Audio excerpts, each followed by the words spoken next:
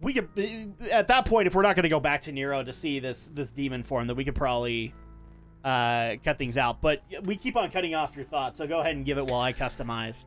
Oh, yeah, okay. Ultimately, to wrap up this conversation, about like heroes and not glamorizing them and recognizing that everybody has imperfections and, you know, keeping yourself aware that people are not going to be perfect and have their imperfections. This is so critical because for me, yes, it was great to turn to YouTube channels like Chugga Conroy and Versus and all these great people that brought me joy and like strangely enough, like life experience to help me get out of my shell, come out, not be afraid of who I am, leave the Mormon church, like be who I am today. And it has helped me to be comfortable with the fact that I am going to make mistakes, that I am going to be imperfect, and that everybody around me are going to make mistakes and be imperfect, and I can't fault them and I can't fault myself. And because of this, I've been able to rely more on my confidence and be able to rely more on who I am as a person rather than turning to these sources and turning to these people whom have brought me joy and entertainment, because I don't need that anymore. No. I don't, like, I unsubscribed from Chugga Conroy because frankly, I think he has started to become very stagnant and boring with his content. Well, and the other problem that I'm starting to have, I don't know if you're having this issue too, but a lot of these YouTubers are getting, like, they may have started with different beginnings, but now they're getting preachy as crap. And, you know, if people have followed my channel enough, I don't like being preached to. Especially, like, if you're gonna sit there and just tell me how horrible I am because I'm doing something that you don't like that I'm doing, but not giving me a valid reason why I shouldn't be doing it, I have a problem with that. I do not like being preached to. That doesn't make me want to do what you're telling me to do. That makes me want to defy you. Nah, absolutely. That makes 100% sense.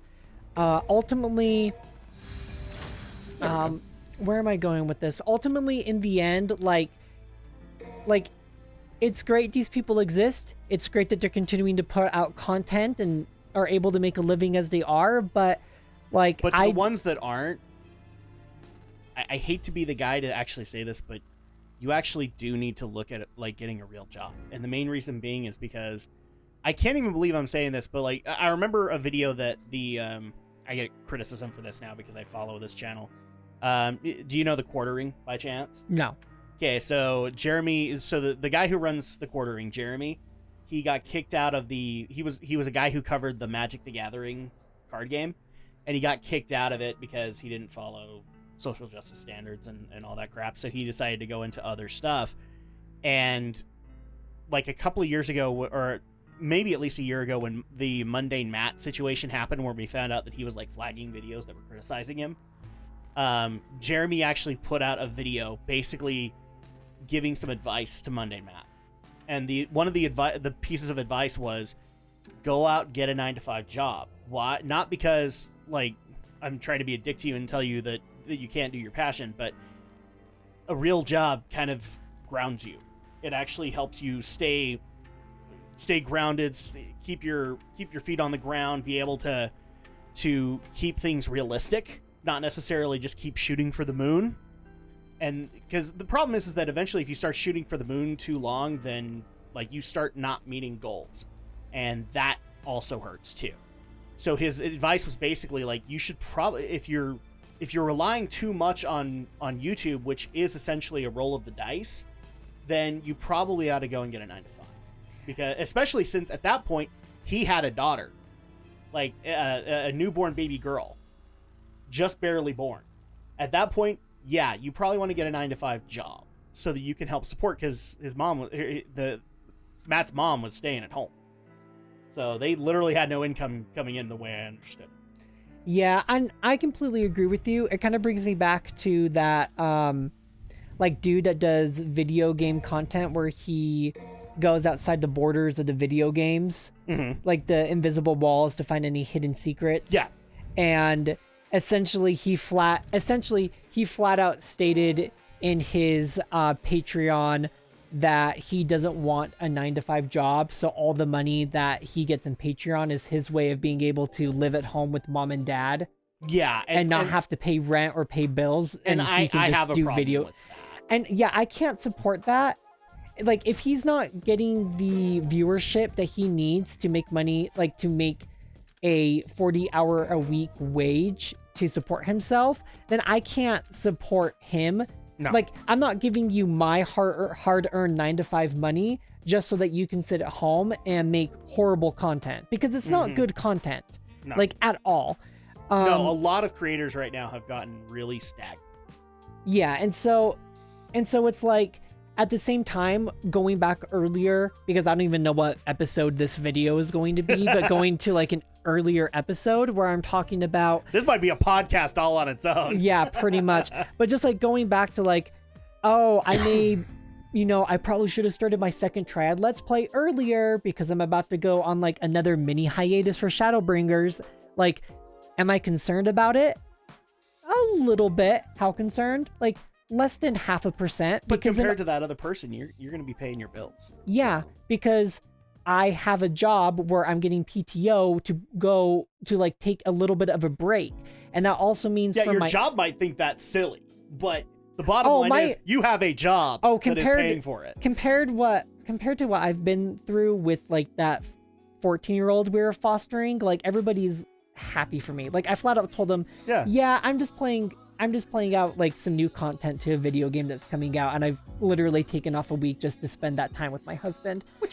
And they were like, yeah, and everybody was like, good for you. I'm happy for you. And I'm like, thanks. Yeah. Because everybody knows that like I'm not the type of person to like go out all the time, and when I do, it's on a very rare occasion, which again, sorry Andrea, we'll get around to that soon. But it always comes up. Because let me tell you, by the end of like a 40-hour or more work week, like the introvert in me is just like, fuck off, people. Exactly. And then I remind myself that I play MMOs, and then I got to be extroverted still. But anyway, so that's what I wanted to end it off with. People play what they want to play. There's no issue with it. But we probably better wrap this up. Because, yeah. Ultimately, the last thing I wanted to say is find your self-worth and rely on yourself, and trust those who have gotten to that same point in their life. Because if you start to if you start to make your role models gods, you're going to be extremely disappointed. Exactly. And it's a disappointment, let me tell you. It's a really painful feeling. And if I can help anybody who's listening right now to avoid that, like, please just don't make your role models gods, because let me tell you, they're not. Exactly. All right. Well, we better call it for now. So, Brinton, I'm at a quandary. Okay. Trying to decide which is hotter in the actual van. Is it Lady, and the fact that she's naked, and the fact that in order to show off her nakedness, a lens flare must cover up her nakedness? Or could it be that Nico, who has more personality but yet still the rock-hard body of Megan Fox? I can't decide. I'm going to go with the pieces of paper. Argument? I was trying to find something so obscure in that van. Welcome back to Let's Play F, Marry, Kill. Things in would Let's marry. Would this be Nico's van, or would this technically be Dante's? Because it's like it has the Devil May Cry logo on it, so you could make the argument that it is Dante's. So at that point, it's like, welcome back to Let's Play F, Marry, Kill in Dante's van. Well, who would you marry? Because I'm guessing we're gonna go with Nico. She'd make me snazzy shit. Okay, then who are we fucking? Lady. So we're gonna kill Trish? The papers. All right, before we have any more silly moments, let's go ahead and get ththese started. We have Mission 9. I was about to say, like, a more buff V, a.k.a. Adam Driver. Because we're still making Kylo Ren jokes. Oh, No, my but God. really, I could see them forcing Adam Driver to lose weight just to play this in like a live action Dude. role. If they do it, like there is a rumored Devil May Cry movie out there. All the things that I've heard has been it's a script based on game 1. So at that point, if they changed it to like game 5, and I can't think of anybody else who could play V. I really couldn't. I will like absolutely petition it, but they gotta like build it up. They can't just go straight to number 5. They have to start with the first one. At Just to least, make- at least 3. At least start with 3. Holy crap. I don't know what I found, but I think I saw some demons dancing. Well, then I guess we keep going. The Devil's Sword Sparta is nearby. Please ignore all the sound effects. Yeah, I was about to ask what happened. A couple of the mic stands that we have are kind of flimsy now. Oh. And so if anybody heard like this true. big old thud, it's because my mic hit my chest. Oh, God. So, all right. Every time he puts his cane down, I just want to sit there and go, blow me, bless me, bagpipes! Oh my gosh. Start looking around for treasure with Huey, Dewey, and Louie, a.k.a. the dog, cat, and the big guy. Okay. You know, these bug demons are starting to like grow on me. Yeah, kind of. Again, it's like I know I'm gonna make a dozen more comparisons to Onimusha, but it just really makes me think it's gonna happen. And part of me is excited by that. Part of me kind of dreads it, just simply because I don't know if there's anybody on the Onimusha staff back in the PS2 days who still works at Capcom. And so at that point, like, who would take over? That's fair. Ooh. Oh. Those guys are familiar.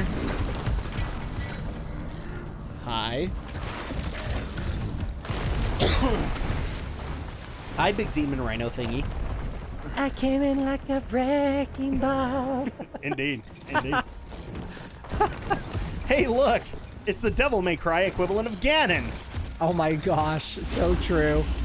Oh, It's I'm a sorry, behemoth. Unstoppable appetite behemoth. So speaking of Miley Cyrus, have you ever watched Black Mirror?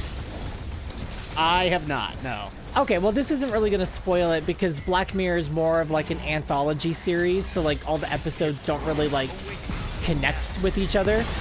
But I just barely watched all of season 5 with my husband, and in the last episode of the season, Miley Cyrus is one of the characters in this episode, and she portrays a singer named Ashley O.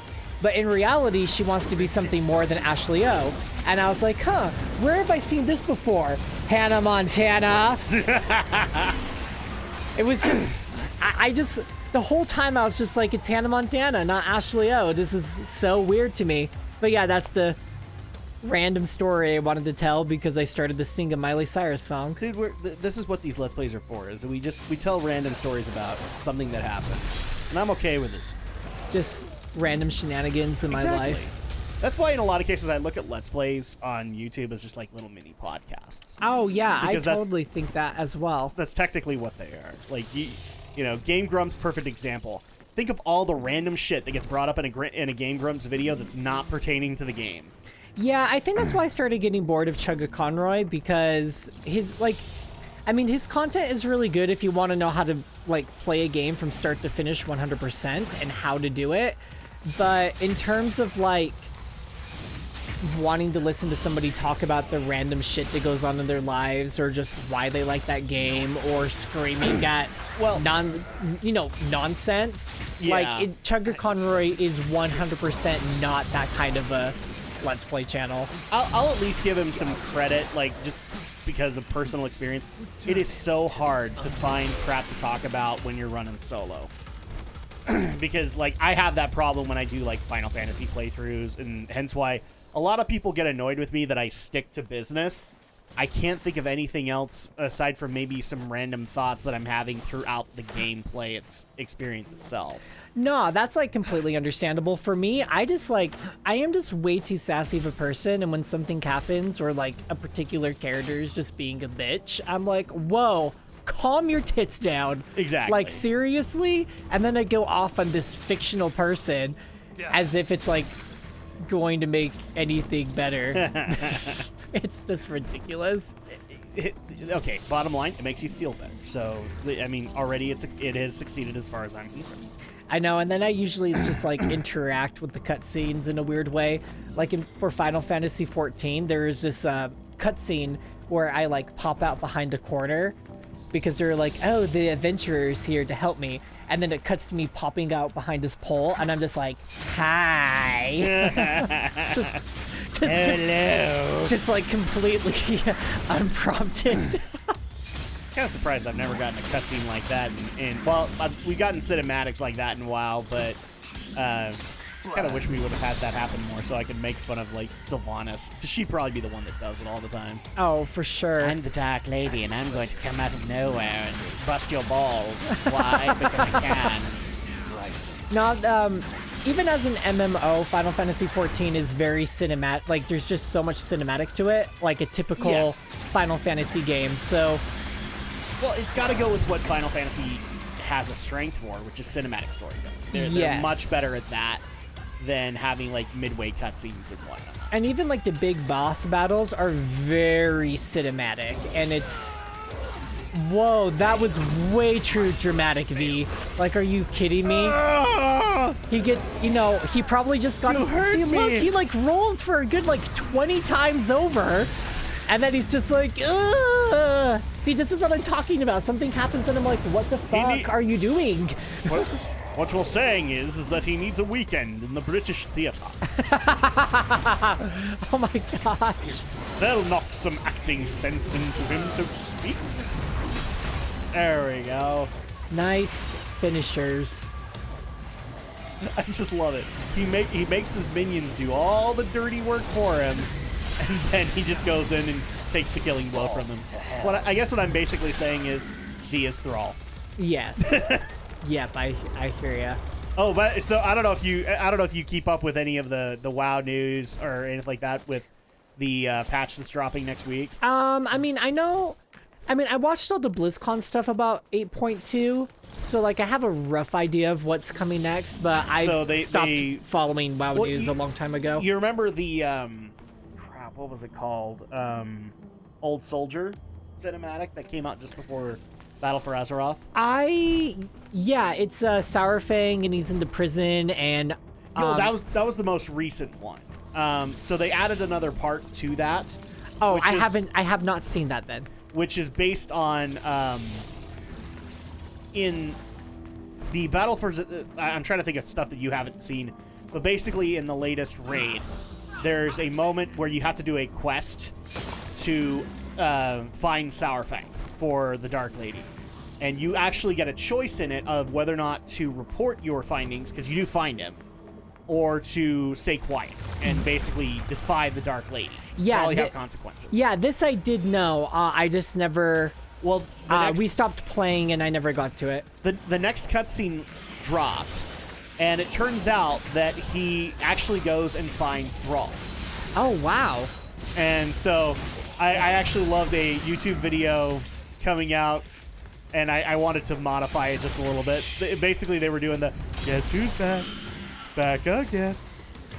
He'll steal your kills, like he did so many times before. I like Thrall, but I'm a little irritated that he took my Garrosh kills. I'm just saying. And I don't know if I'll ever get over it, but guess who's back?